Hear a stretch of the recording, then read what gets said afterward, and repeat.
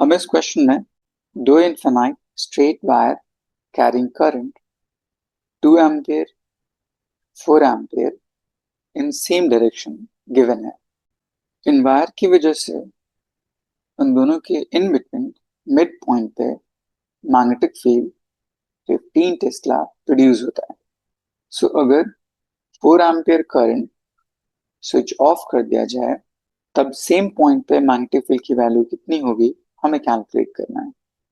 Suppose ये दो wire, इसमें 2 एम्पियर करंट, इसमें 4 एम्पियर करंट, दोनों के बीच में सेपरेशन डी, कोई पॉइंट पी जो इनके इन बिटवीन है।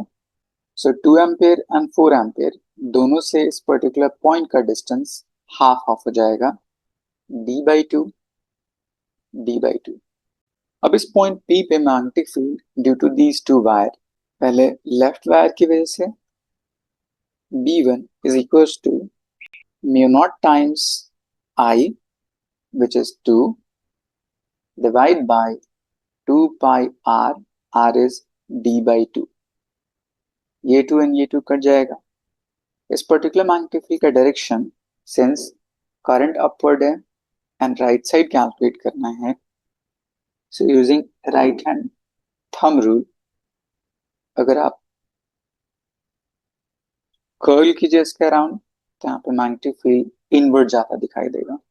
So magnetic field into the page.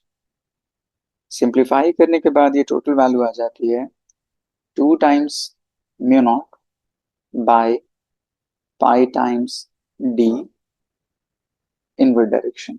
Similarly 4 ampere wire की वजह से इस पॉइंट पी पे magnetic field B2 mu naught times I की value 4 divide by 2 pi distance d/2। इस पॉइंट पे राइट हैंड थंब रूल के बेस पे thumb in the direction of current, curl your finger कुछ इस तरह से, तो इस पॉइंट पे finger coming out of the page, मतलब उसका डायरेक्शन आउटवर्ड। इसको सिंप्लीफाई करने के बाद ये पूरी वैल्यू आ जाएगी 4 times mu naught by pi times D in outward direction.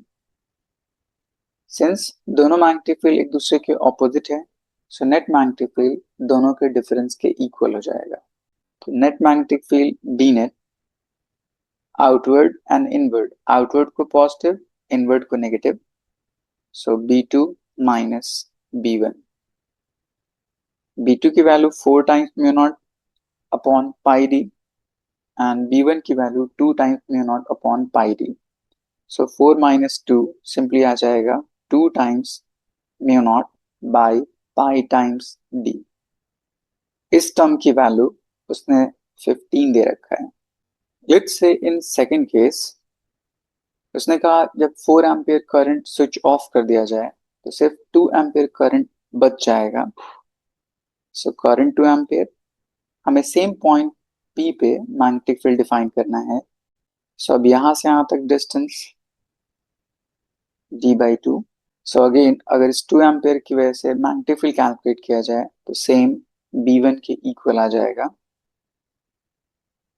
So B net इस केस में B1 के इक्वल एंड उसकी वैल्यू है 2 times mu naught by pi times D.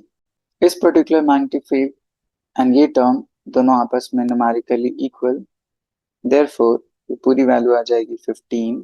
Since इस पर्टिकुलर मैग्नेटिक फील्ड का direction into the page, so inward.